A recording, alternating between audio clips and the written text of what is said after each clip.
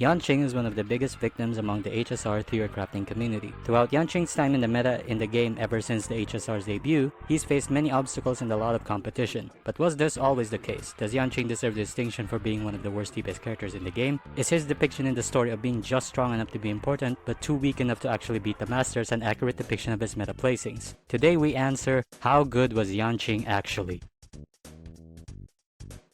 From a stats perspective, it's easy to see why Yanqing was once universally regarded as a king of DPS. An enormous amount of free crit rate from his ultimate buff with good scaling on his occasional follow-up attack. He also packs an additional freeze utility at a fairly low chance. This was all held together by his talent, which basically says that you should always run him with a shield to not do really bad damage. In 1.0, this meant he had Japard as his best sustain, while Fire MC was a little too flimsy and March's taunt was undesirable. And that's good news for Yanqing because Japard was the best tank around this time anyway. And boy, Yanqing could easily compete as the best DPS too. Due to 1.0's nature of every player having less time to roll good artifacts, his free stats meant that he was performing better than every hunt character at a baseline, save for Zilla against AoE. His additional defensive quirks, despite its inconsistency, was quite valuable. Few people around this time could really max out their character levels, meaning the average team in 1.0 was very squishy. Characters like Yanqing, Welt, and Clara were both tearing up the meta for hitting two birds with one stone at varying degrees and allowing more liberal use of SP for sustains. Another factor that came into play is the multitude of Ice Weak enemies. Yanqing easily tears through Ice Weak enemies, and Ice Weak bosses do not resist freeze, allowing his defensive properties to be important even at a slight chance in his favored matchups. Compared to other hunt characters around that time, which were all 4 stars, and Zilla, his damage output was much easier since all you needed was a shielder, whereas Dan Heng needed more technical gameplay, and Su Shang really was tied to physical weak bosses to ever do that much damage. In his debut, Yanqing had multiple advantages that made him a great early game character, but he would soon meet his match as the game decided to dip into the destruction meta.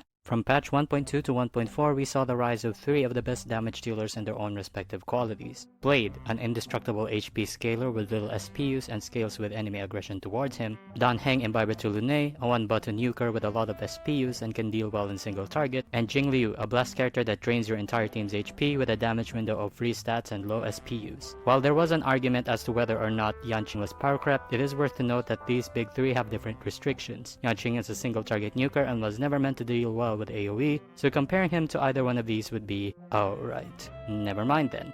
The most similar character to Yanqing was obviously Jing Liu. Jing Liu's main edge over Yanqing was her huge attack conversion. This one little fact meant that despite their paths, Jing Liu absolutely destroyed Yanqing in AoE, while Yanqing could slightly lose to her in single target, which honestly is pretty impressive regardless, but oftentimes those fights spawn minions that were better to be dealt with anyway. Additionally, Yanqing loses scalings when he's not hitting ice weakness, something which Jing Liu is known to not care about. Jing Liu did sorta have a heavier problem than Yanqing, which is the downtime of her ultimate state. Problem is, Yanqing's usual team was hypercarry, and hypercarry Jing Liu oftentimes just did better since their ultimates would line up in a way that the downtime of both of them was similar. Another issue that Jing Liu did have was that the light cone options were destruction. Aeon was uncharacteristically not good due to attack oversaturation, while Yanqing's free access to cruise did offer an edge, but it was not much, and he wasn't beating out Jing Liu in nearly all scenarios. Keep in mind that after 1.0, Yanqing did not get any further shielders until Aventurine, while multiple healers have shown up for the support of Blade and Jing Liu, and basically just any DPS character that wasn't picky on sustains. He was stuck with Japard, who was a good meat shield but new healers having access to multiplication for more SP, and even Fu Xuan, who had no synergy with him, had small buffs of their own for the party. This meant that his mere presence did not grow during this period, while everyone else was just getting bigger and better. Nevertheless, the more damage dealers that showed up with less needs in their kit eventually passed him by. Yanqing's multipliers was not bad to tell the truth, but characters doing more damage than him through less work had inevitably become the trend, and his usage would dwindle.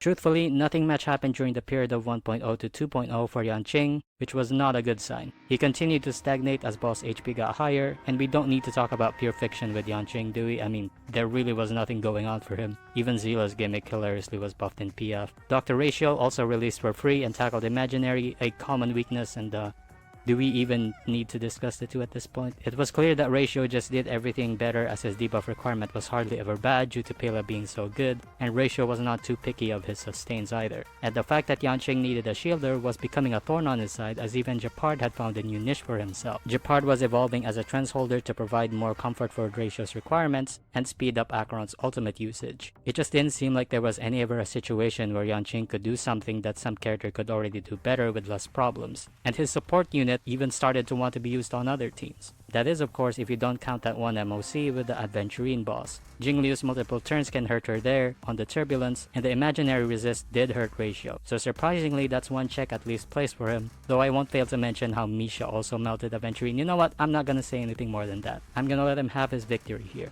2.1 came with Aventurine, and truth be told, nothing really changed. Even when he finally did get Aventurine, Ratio was just infinitely more superior, and again that's a free unit. To Yanqing, Aventurine eventually became just a shielder that could carry his damage better than Gepard. Unless you were at E4 Yanqing at this point, you were usually just running it for fun more than his power. And someone we haven't even mentioned in quite a while, Su Xiang also got buffed to find her own niche in Super Break teams. So now, how good was Yanqing actually? At early stages of the game, he was very much a powerful unit due to free stats, an easy team restriction, and some nifty utility. Over time, these reversed to be problems. His enormous free stats became wasted due to better relics, his favorite type of sustain did not get many updates, and certain characters offered better utility and numbers at a more consistent pace than what he was serving. He suffered a lot from stagnation as there wasn't any specific support that was a buff to his mechanics specifically, while already on a sketchy foundation, and while he wasn't outright hard to use, it was hard to ignore how others were doing more damage with less skill points and more liberal selection of sustains. As a standard character, he is more prone to one day reach E6, and while his E6 is actually a great character, the amount of time it takes for that to be the norm will be more than enough time where the Book of Power Creep is slammed down on him once again. Apocalyptic Shadow will hopefully buff him as Pure Fiction didn't do him any favors. Maybe a Remembrance support or Turbulence can come up to truly make him meta again, but the very least he can hope for is do something different that nobody else does to at least not be power corrupt due to numbers alone. It's safe to say that at this point, 1 year later, Yanqing can still hang in there for all the faithfuls, but to most people that would rather move forward, they won't ever look back at all on him and forget about him like the 3 ultra powerful fighters that tore him up in the quotes. And really, all the game could ask for you is to clear, so at least, undoubtedly, Yanqing is still one of the characters of all time. Thanks for watching, and I hope you enjoyed this video. Subscribe for more if you like this video, comment about it, and suggest to me what character I should do next.